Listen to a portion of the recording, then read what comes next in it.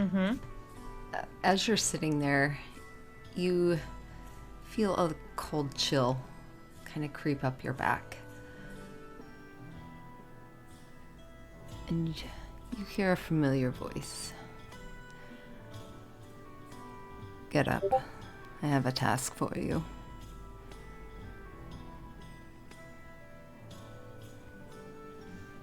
You know, I actually have to use the loo. I'm gonna be back in a minute.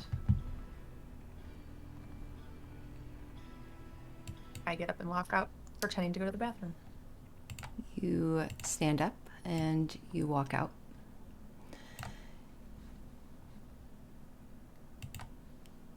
You head towards a bathroom area, and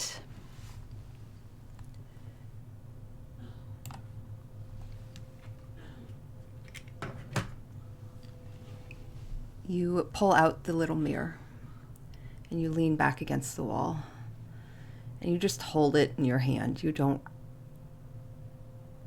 open it or look at it. I have a task for you. A personal one. Okay.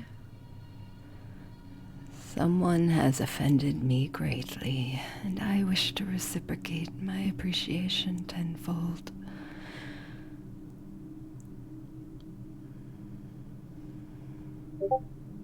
Oh. Who offended you? I want you to head back to Westbridge.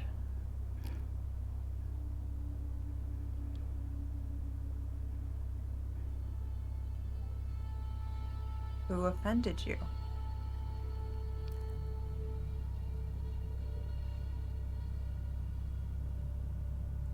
That's not important. It's important to me. What am I going back to Westbridge for? Where? It's a big town. I'll direct you as you go.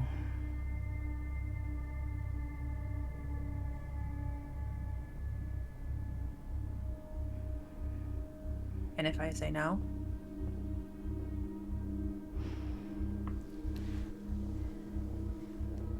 So it's okay for me to kill for you.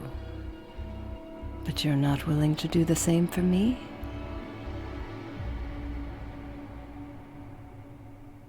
I didn't say I wasn't. I just said I wanted more details before I left. I have to be able to tell them something convincing. I was literally just talking about scouring this mansion with them. If I just leave, they're gonna know something's up. I think it's time we had a talk.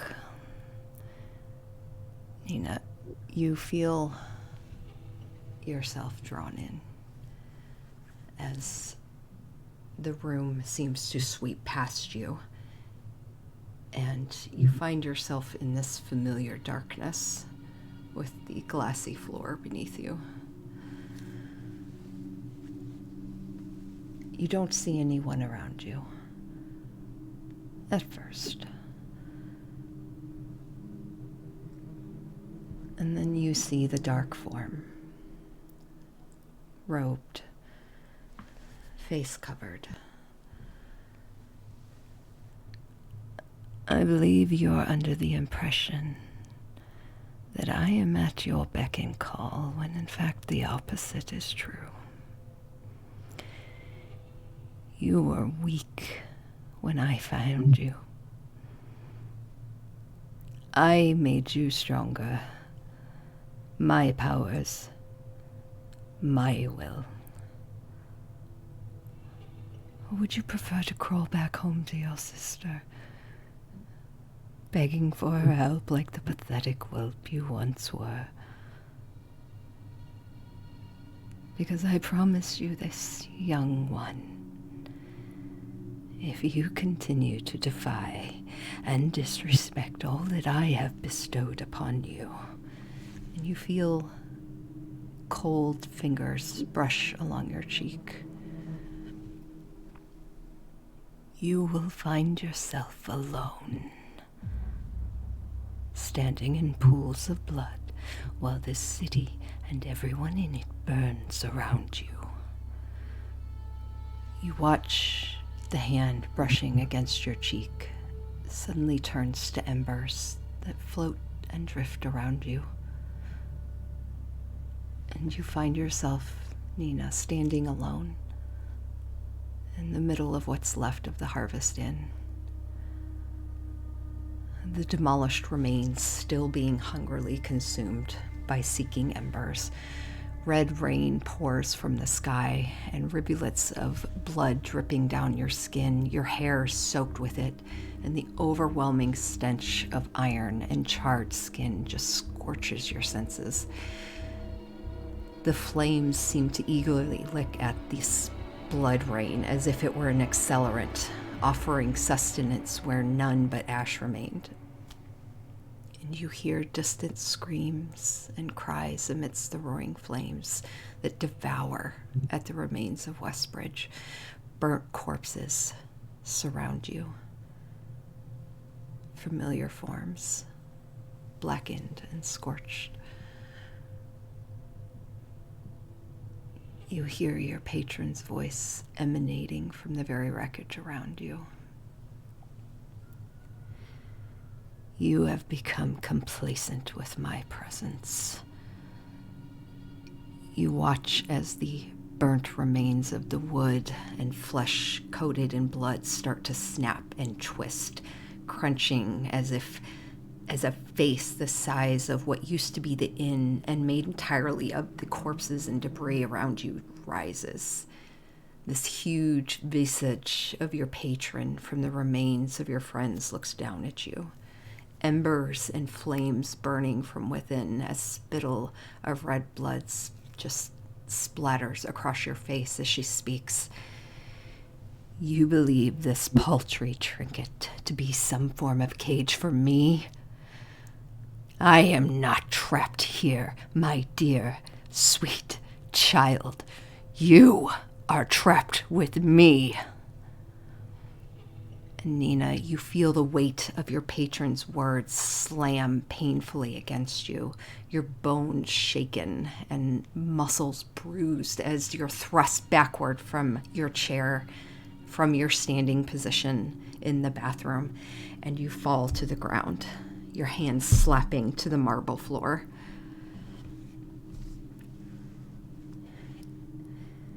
And you breathe.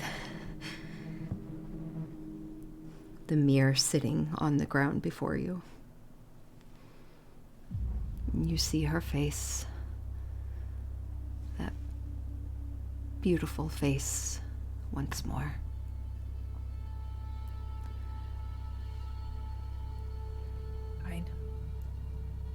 Fine, I'll go. And she nods. I pick up the mirror. I shove it in my pocket. I will, wash my hands, do the whole song and dance, come back. I don't really like Liam being off on his own. Why don't you guys get started on the house? I'm gonna go find him and bring him back.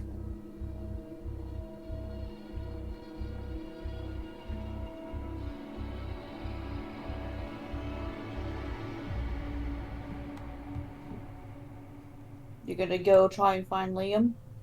Well, he told me he was going to Winnie's. I know where he's at. I just don't like that he's there alone.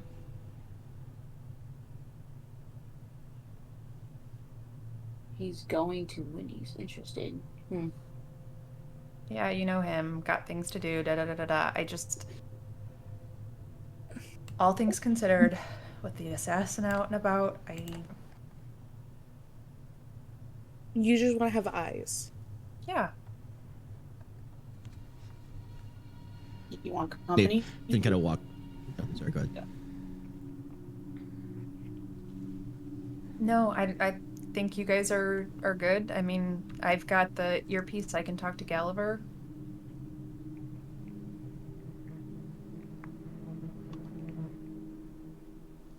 Don't go near any paintings, please. Oh God, no. Yeah, Absolutely stay not. away from the paintings.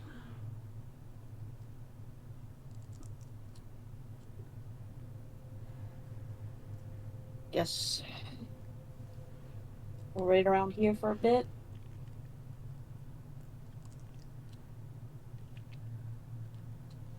Okay. I'll be back. Okay. Nina, you exit the building. As you start to march your way down the switchback, you hear that voice.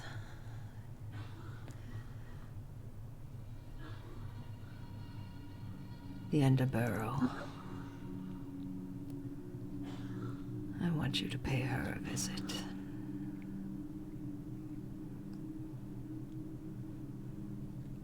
The what? The Underborough? Mm-hmm. Do I know what that is? You recall that being Winnie's last name. Hmm.